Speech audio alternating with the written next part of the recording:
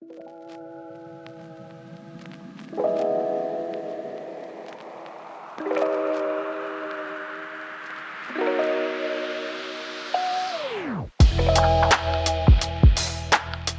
Scott, tell me a little bit about your company and what you guys do. Sure, yeah. Well, we of course provide learning and development, training and coaching for dealerships all across their departments, their operation. I think what kind of sets us apart is the fact that we really believe in not only individual empowerment in terms of people on the front lines getting to do everything that their customers would like them to do in terms of helping them through their journey, whether it's for sales or service, through that process.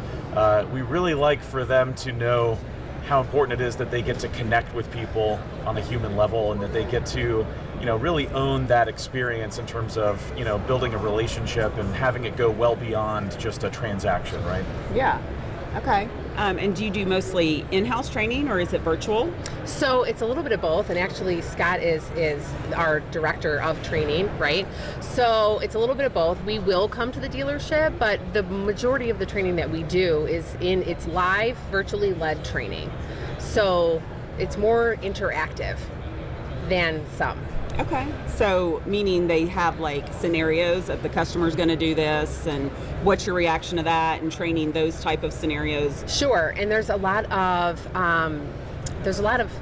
work being done on different curriculum and different things that we're putting together all of the time. So things change, and we have this schedule that rotates so that people don't have to come in on their day off to do this. They don't have to come in early or stay late. So it's very flexible to meet them where they're at in their learning journey. Now, is this a program that you guys offer kind of like a one-off, hey, we just had a big hiring, situation, we have 8 employees that we need trained, or is it an ongoing? It's an ongoing. We like to call it our community, right? It's a community that dealerships, individuals get to join, and so they begin with us in some sort of initial training event. It might be a series of virtual workshops. For example, we just had a service BDC centralized for a group that actually has individuals that work for them all across the globe. They have people from the Philippines, from Mexico, and so we got to connect with them virtually in a series of workshops where they're going through all the skills that they have that they're continually developing, right? So we get them going on that, kind of learning and development journey, and then they get to have one-on-ones with our team. We have, trainers and coaches. We do both. Training's really nothing without conditioning, coaching, right? You got to sustain it, and that's what we're really invested in, is that sustainability of the learning, the retention. And so they go through that training, they come out, they go into a one-on-one with somebody and it's really cool to watch a service BDC representative, for example, sit with a former service advisor and walk them through things, and they have all these questions, and they're like, oh wait, you know everything that goes on in the shop. You can tell me what the technicians are doing. Right. So we get to give them that perspective, and now, they're on their way, and they get to come back each and every month, sometimes on a weekly basis, more group training or coaching, individual sessions, and we have an app. So in between those sessions, and by the way, those group sessions might be attended by people in service BDCs from around the country. So they're getting to compare notes with other agents and things like that. But then when they're not in a group session with us, they get to jump into our app and do some self-paced learning as well. And the app is role specific. So if they're in service, it's going to give them service scenarios. If they're in sales, it gives them sales scenarios, that kind of a thing. But it's bite-sized snackable content. So it's nothing that's going to take them a lot of time, but it kind of keeps them engaged and keeps them thinking about everything that they've already learned and retaining that information.